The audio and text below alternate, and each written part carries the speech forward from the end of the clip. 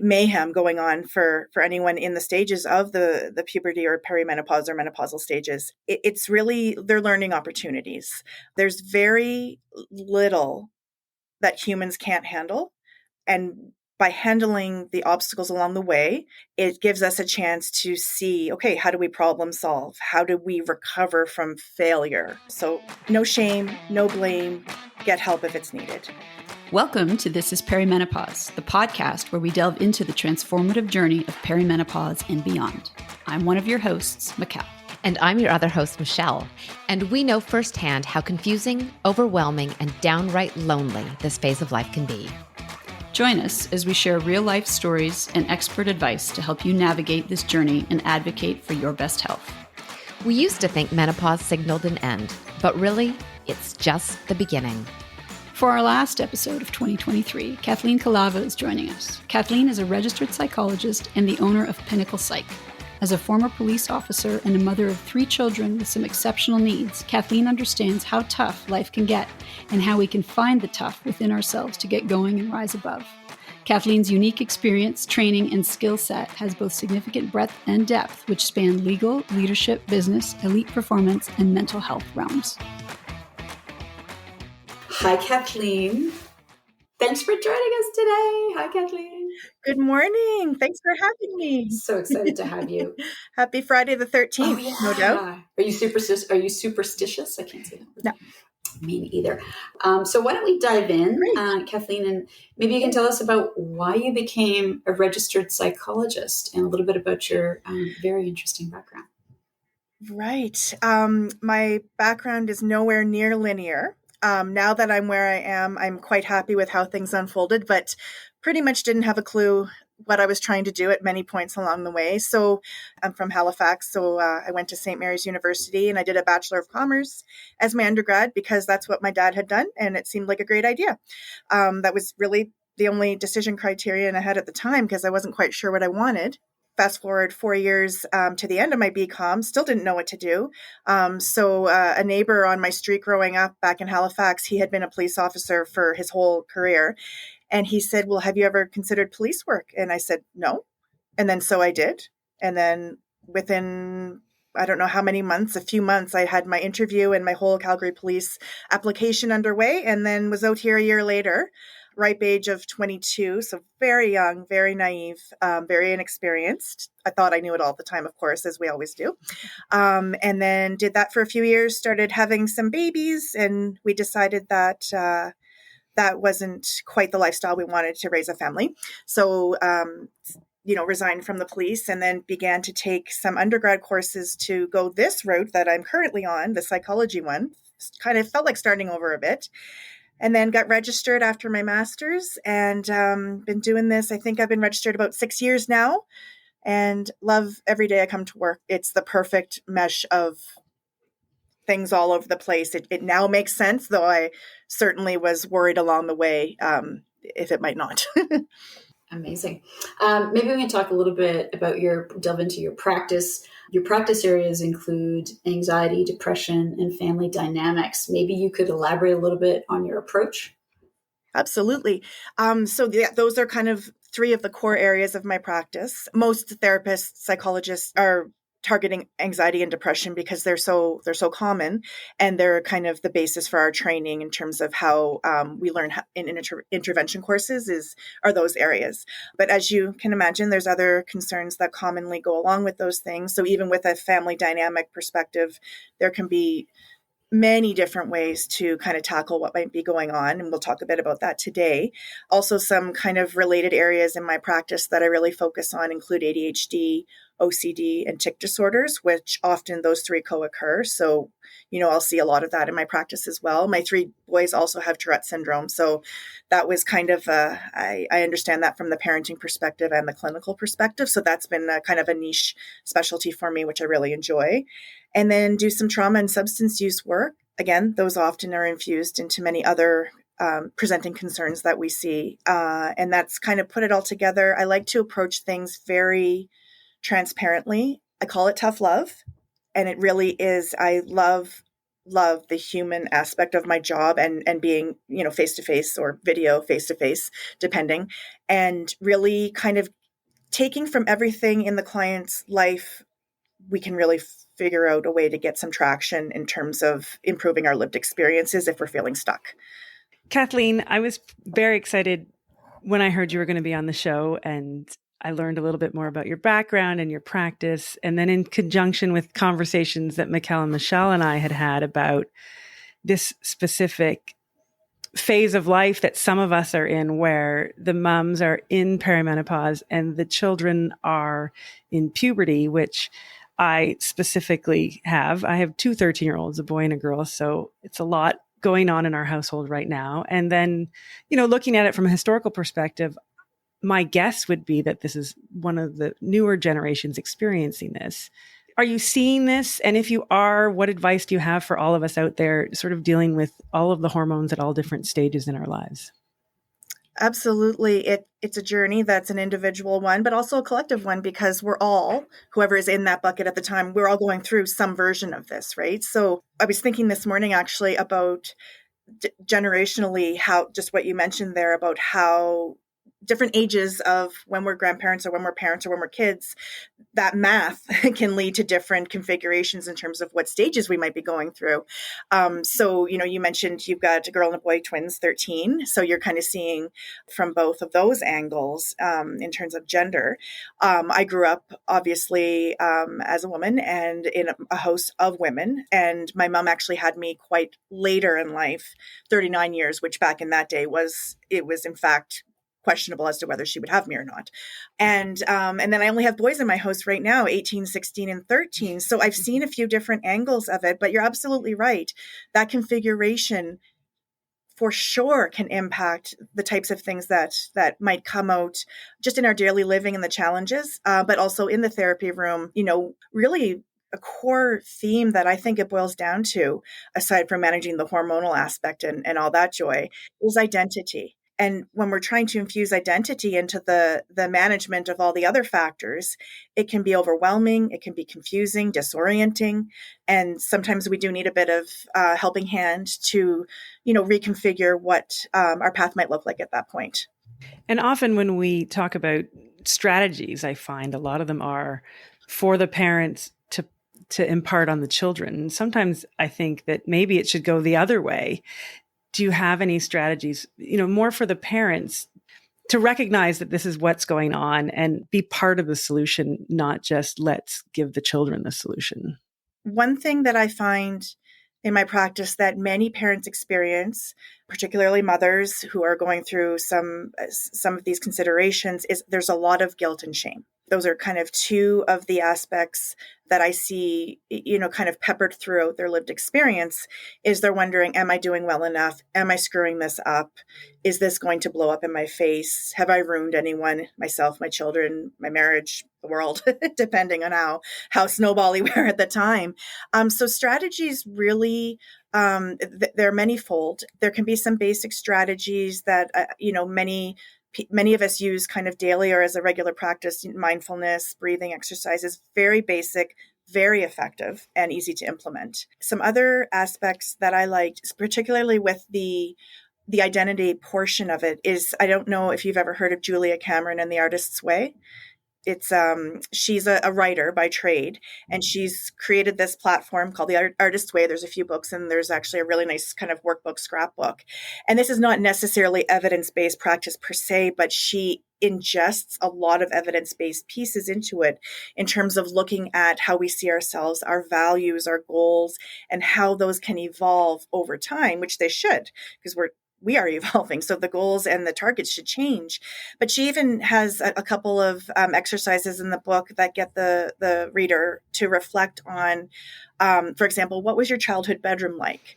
What aspects of that kind of, innocent play-based or creative-based, when we didn't have all these constraints on us, did you naturally kind of gravitate toward? And can we now, however many years later, decades later, kind of invite back some of those core things, such as creativity and trusting intuition and really asking ourselves what's a fit for us and being honest with ourselves. So those things are certainly evidence-based practice. And she does it more from an artistic stance, which is lovely for people to reconnect with that. Because sometimes, amidst the child rearing years, we don't necessarily get a lot of time for that, but it can be very nourishing. The other resource/strategy that I often recommend is on the anxietycanada.com website. They have wonderful breadth and depth of both resources, tools, even information related to various stages of life. So there's an adult section, there's a kiddo section, that type of thing, parenting. And you can almost input the presenting concerns you have going on. So for instance, anxiety, just to be very basic. And you can actually craft a plan. It's called the MAP, My Anxiety Plan, I believe, and almost tailor it to what would be helpful for you at this time, stemming from evidence-based practice, years and years and years of research that has gone into kind of curating what the best tools are. And then within that tool set, I'm often recommending, for example, progressive muscle relaxation for us to, in a nutshell, it's going through our body parts or sections, depending on how quickly you want to do it, tensing them up and then releasing them. And then as we go to the next stage, the idea is once we've tensed up our muscle groups and then subsequently release them, we are in an overall more relaxed state because we've released some of that tension. So it sounds a little counterintuitive to tense your muscles to release them, but that's the gist. And then once, we're more kind of centered, grounded, and relaxed, then we can choose our reactions or behaviors in a more skillful way, rather than reacting instantaneously, reflexively, almost instinctually, as though there's some danger. We can put a gap between that stimulus, whatever's kind of ticking us off in the moment, and then place that gap in between instead of having them stacked on top of each other. Thank you, Kathleen. Those are great resources. And in fact, they lead really well into some of the follower questions we got on our social channels. So maybe we'll dive into some of those. I think I'll start maybe with this one because you talked about taking a beat before, and then being able to choose a reaction. And this is one of the questions. Sometimes the anger or rage of my reaction shocks me, even in the moment, but I can't stop. How do you recommend managing those situations? And I think this is probably one that everybody would like to know the answer to. And am I causing permanent damage? The permanent damage conundrum or worry. Been there, as I've evolved as a parent. I think I've really graduated, I would say, from assuming everything was my fault if it was going wrong with my kids, and not giving myself credit for anything that was going well with my kids. So I think many probably can identify with that aspect as well. So yes, what we spoke of before, placing a gap of some sort between the stimulus and our response to it. More skillful responses can come from placing that gap, of course. But another aspect is that when we as parents behave unskillfully or imperfectly, what we actually give to our children is a bit of a gift. Sounds cheesy, but it's true, because they have an opportunity to see us being imperfect, to see us as learning, evolving, and really demonstrating resilience as we try to figure it out. We haven't arrived anywhere as a parent. We're still trucking along, just at an older stage than our kids. But many of the common elements, like I mentioned before, the identity piece, and now we've got this hormone kind of mayhem going on for anyone in the stages of the puberty or perimenopause or menopausal stages. It's really, they're learning opportunities. There's very little that humans can't handle. And by handling the obstacles along the way, including our parents behaving unskillfully, it gives us a chance to see, okay, how do we problem solve? How do we recover from failure? And how do we ultimately move on in a way that's healing, nurturing, growth oriented, that type of thing. So really it's a growth mindset when we look at it. And I think we can kind of mitigate a lot of that shame and guilt that those are almost reflexive reactions for many of us, and, put it in its place, park it over there, and really deal it up. Well, I'm giving my children a very good education then, I think. Aren't we all? I actually agree with you. We try mindfully because obviously not perfect, but to say that it's okay or to apologize, which not many of my peers perhaps experienced with their parents. So from a clinical standpoint, it's nice to hear that that's something that you get behind and talk about. Yeah. Yeah. It's not only okay, it's actually recommended. Yeah. Yeah. Very, very, very helpful.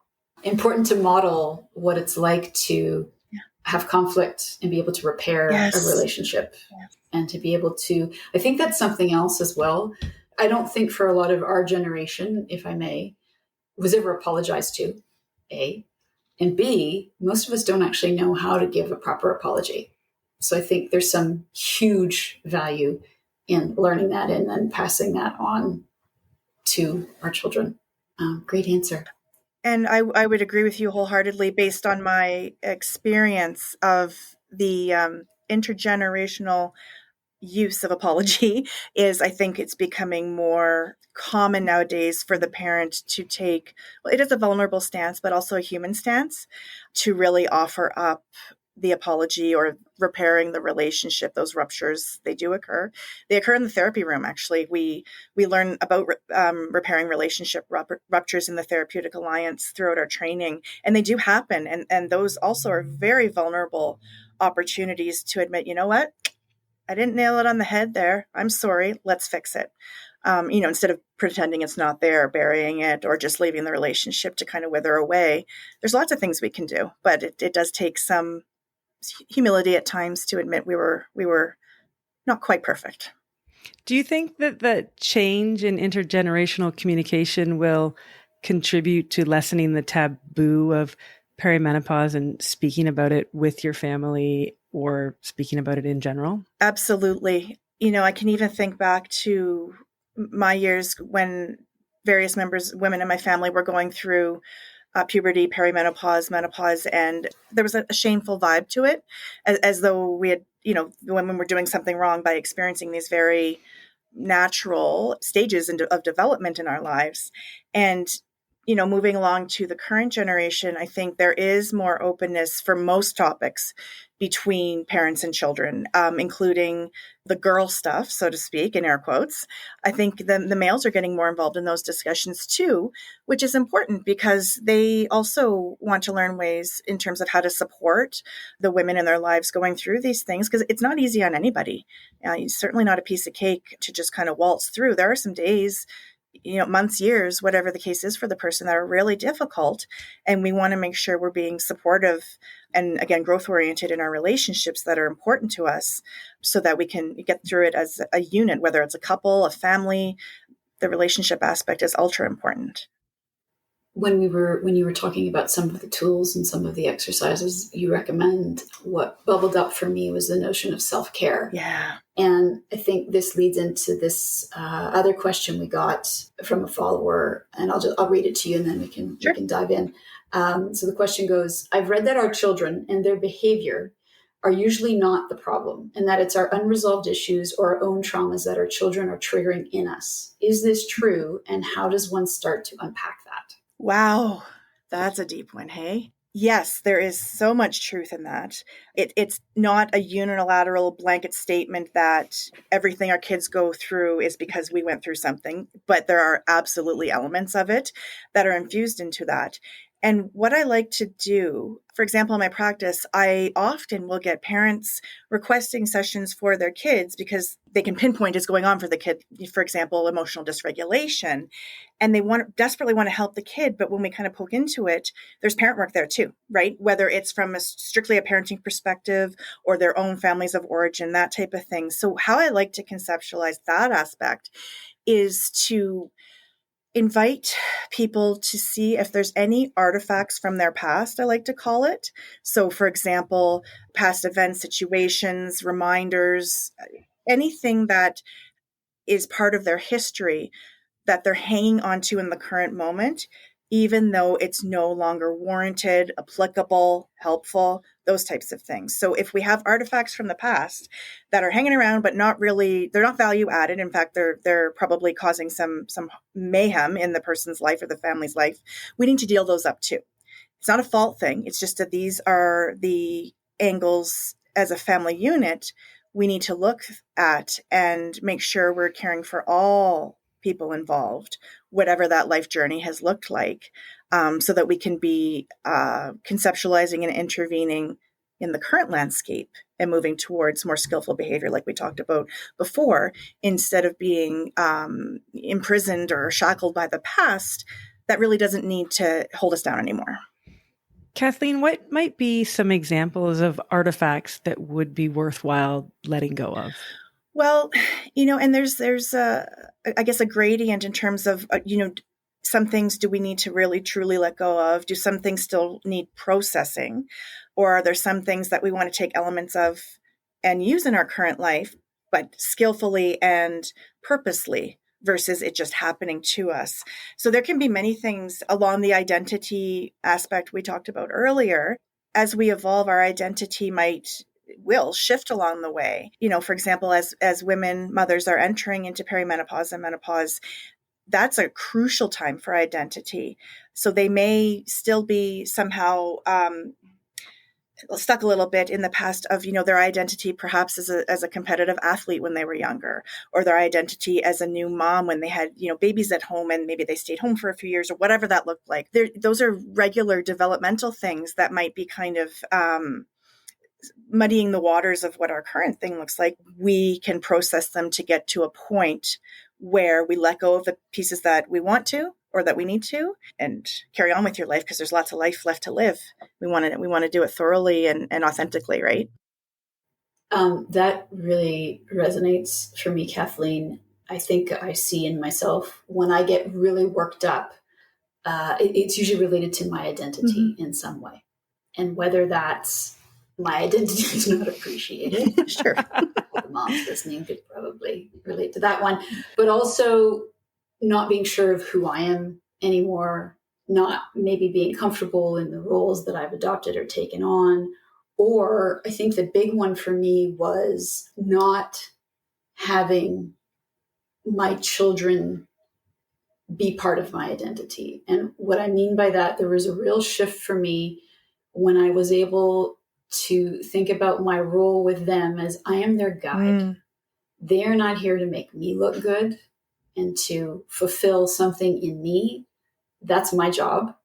Now, I say this, there are still days where I'm like, oh my God, you did what? You said what to your teacher? Oh, and I get worked up because I'm so concerned, back to the little girl I was, so worried about upsetting the teacher. Maybe if you could talk a little bit more about that whole notion of identity and that aspect, and how really that's just, in my world, in my life, that's like gasoline on the hormonal fire in my house. Oh, yes, I resonate with what you resonated with that I said. We've got a lot of resonance going on here, is that I have found, from my personal perspective as a mom and other things that I may or may not be, I remember, this is kind of a cute story. I'm not sure if I laughed at the time, but when my kids were much younger, I had been very, I'll call it report card oriented throughout my life. So, grades, trophies. So I remember when I was home, I didn't really have any other identity at that point, no major one anyway, other than being a mom and a wife. And I loved aspects of it. I was very grateful to get to do those roles. There was a sticky point and a gap for me because there was no proverbial report card.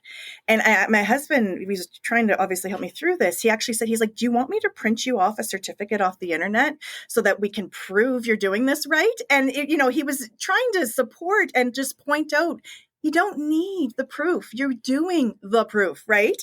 And so, he knew me well enough to know that that would really hit home for me. And it sure did. And I've learned since then to fill my life up with stuff that is a fit for me, whether that's work or schooling or friendships or my job. You're allowed to bring more angles into your life to really get that formula of what the pieces are that really make you authentic. There's no guilt or shame, for those of us who need to have an outside, gig, whether that's art or fitness or working or school or whatever the case is.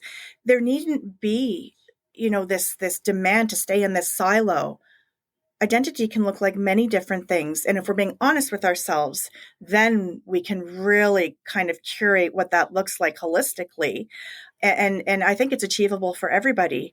Yeah, I think that's where some of the stress comes into, because midlife, perimenopause, all of the hormones, and that is the, maybe cliche, but it's the stage where you really start to evaluate and step back and say, wait a minute, who am I? And is this really what I want? I'm wondering if maybe it's important for us to talk a little bit about examples of when a situation may be beyond the tools and tips. Mm-hmm. You know, when should somebody be seeking help for the hormonal double or triple whammy, as we kind of joke here at This is Perimenopause, about having puberty and perimenopause in the same house? Yeah. Oh, yes. It can be, certain days can certainly be colorful and explosive, no doubt. You know, where's the threshold between suck it up, figure it out, power through versus like, not so sure what's going on here. And I think the main aspect to consider is that we don't need to have, an explicit diagnosis in order to be struggling, right? There are diagnostic thresholds, that require formal assessment and intervention. But to suffer and to be human and to have anxiety, those are normal things. We needn't see ourselves as broken for whether we have a diagnosis or not. We're not broken. We're disoriented and stuck. So each of us can use tools, whatever those look like along the way, to help get us unstuck. So when do I actually reach out? Aspects is if your previous stuff isn't working, meaning, you used to be able to run a half an hour a day, drink 10 glasses of water and eat a piece of kale and your life was good. Those things aren't working anymore. So you might need some input as to, what has shifted that's making this not work. And therefore, what do we do about it? Is it tweaking something? Is it an overhaul? Depends on the person and situation, of course. But sometimes when we're stuck and disoriented, we can't see anything alternative out there. We just know this isn't working. So it can be helpful to have an alternate point of view from someone who's not really involved, someone objective, and who can say, okay, for you, our recipes, we're going to try this, this, and this. The other aspect I would say is when there are concerns that are becoming acute and elevated. So for instance, if there's any safety concerns, any self-harm, suicidal ideation, that type of thing, violence in the home, because those things really we're getting to a point where we need some support to keep people safe so that we can then do the work required to get at the kind of underlying, the core stuff that's leading to these more explicit things such as safety concerns. And there's also no shame in that. Many of us do need some help in that regard along the way. I often tell clients, if someone out there has said they've never had a thought, I almost 100% guarantee they're lying to you. Most of us have had a period of time, a day, where we've had a fleeting thought of, I'm not so sure about this. No shame, no blame. We do need help to get over that if it becomes more acute or more longstanding. But to be human and to suffer and for things to suck, that is what's supposed to happen. That's part of life. And sometimes we can suck it up and power through, like I said before, and other times we need some help. That's okay. That's really great. And I'm so glad you're saying this. I think particularly for our listeners who are in perimenopause, menopause, who may be struggling with mental health challenges like anxiety and depression that can be overwhelming and scary. In fact, Dr. Susan Davis, who's an endocrinologist in Australia, on a fairly recent podcast said one of the more sinister symptoms that women often do not relate to menopause is anxiety. And that can really throw you off, especially if it's not something you've experienced before. You may not recognize what it is, and there is no shame. Absolutely. Yep. There's lots of resources out there. I think those are things you don't want to, grin and bear. You mentioned family of origin, and I wonder if you could maybe just define that a little bit and talk about that and how there are things that we do, coping mechanisms we develop that serve us well. And when you get to midlife and when your hormones start changing, sometimes those coping mechanisms that served you well as a result of your family of origin start to be your undoing. Yes. That's a saturated one, isn't it? The way I like to look at that, and I'll put it in a fairly small nutshell, because I mean, we could talk for days about this. What you said about, I'm not sure exactly how you worded it, but things from the past, basically they make sense. So when we have been figuring out how to navigate this crazy thing called life, along the way, we may have had some very skillful behaviors, such as, again, eating a piece of kale. Great. But sometimes we've also acquired ways of dealing with things that are less skillful. So it does inherently make sense according to what we're trying to do. What we're trying to do throughout our lives is to get our needs met. So whether that's safety, connection, security, we're all trying to figure out how to get those core needs met. Sometimes the best we have is, in fact, an unskillful behavior, but it does make sense in the situation.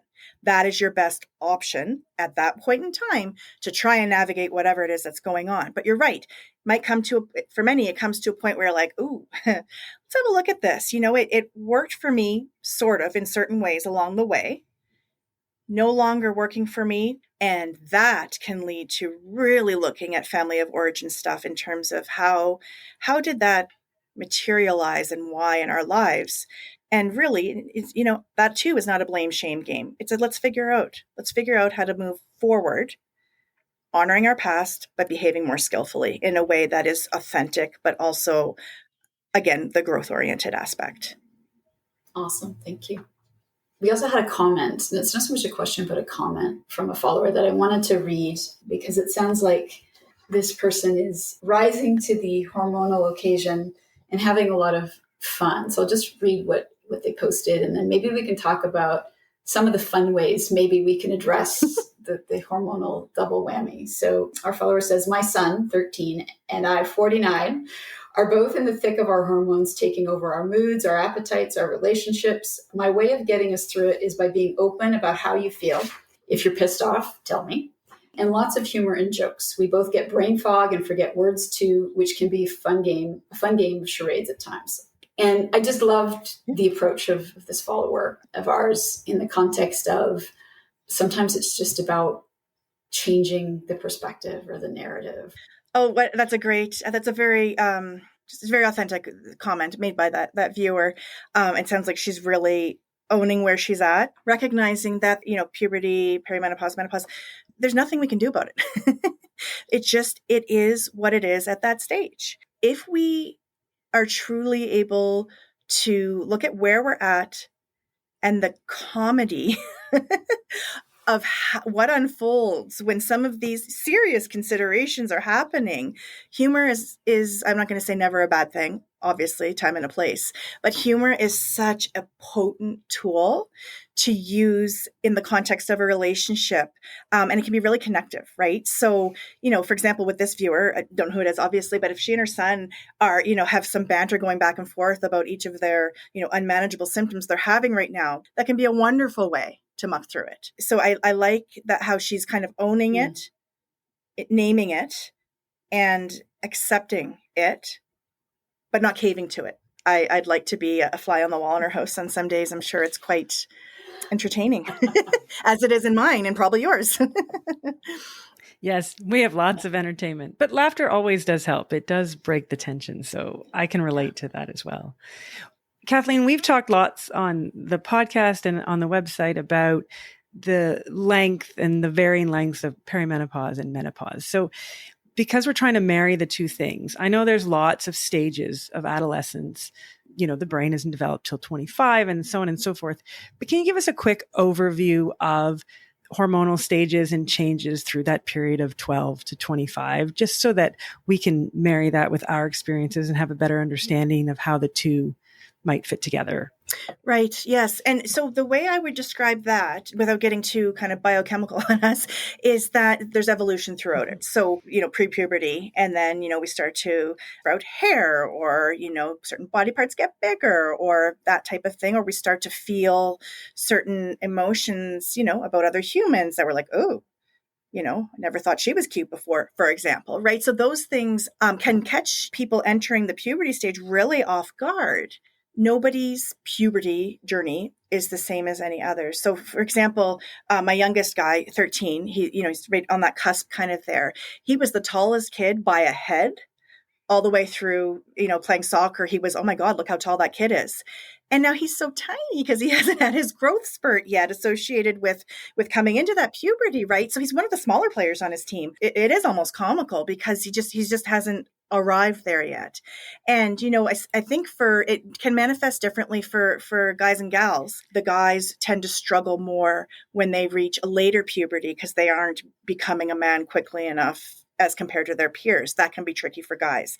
Whereas the flip side for females can be, and these are generalizations, but they apply, is that females who tend to hit puberty on the earlier end are more at risk to have more challenging journey going through that, right? So not only are there, stages of puberty, perimenopause, menopause that are, according to the books, the ballparks of how things happen, you're also comparing yourself against your peers. And it doesn't mean that just because this 48-year-old over here and this 48-year-old, that they're supposed to have the exact same hormonal composition today on, Friday the 13th. It's not going to be like that. Teenagers might find that they can really connect and identify with their peers just because of the totality of all the hormones and circumstances and all the things we're talking about. That might just kind of help blossom a relationship for a season. And then there could be a mismatch again, right? That's okay. Being at the same age stage doesn't mean being at the same, I'll call it developmental stage or life stage.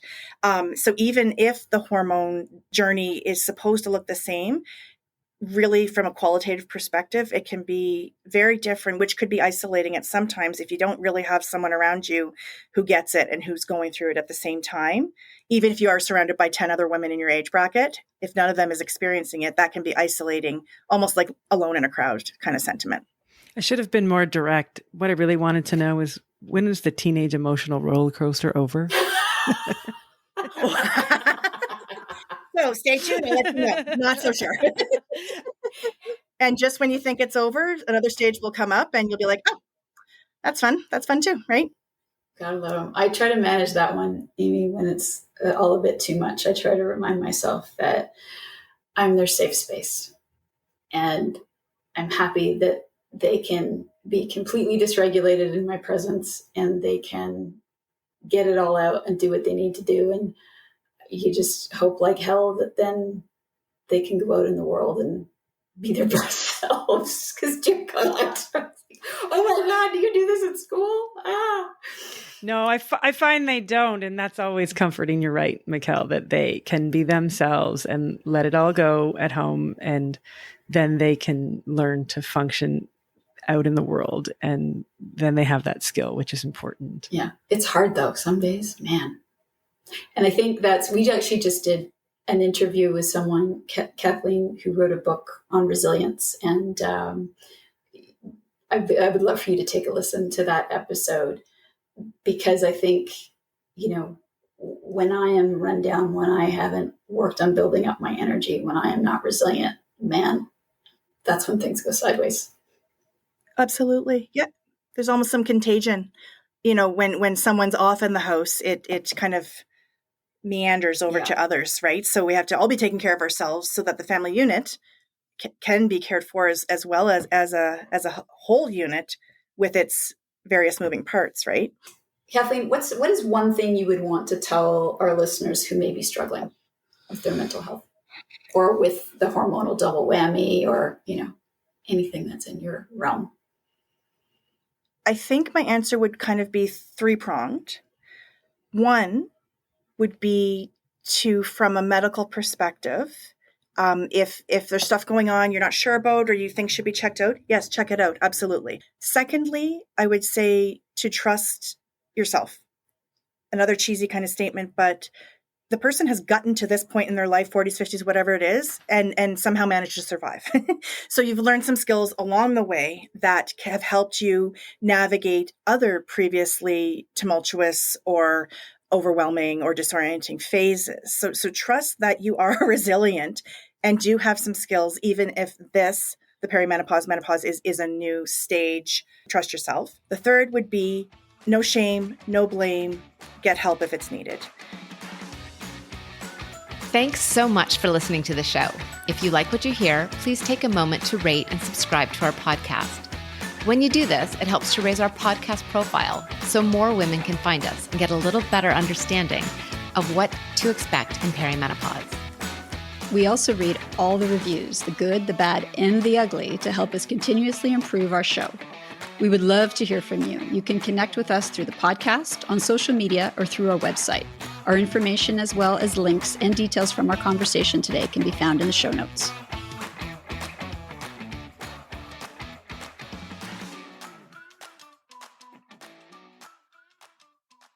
This podcast is for general information only. It's designed to educate, inspire, and support you on your personal journey through perimenopause. The information and opinions on this podcast are not intended to be a substitution for primary care, diagnosis, or treatment. The information on this podcast does not replace professional healthcare advice. The use of the information discussed is at the sole discretion of the listener. If you are suffering from symptoms or have questions, please consult a qualified healthcare practitioner.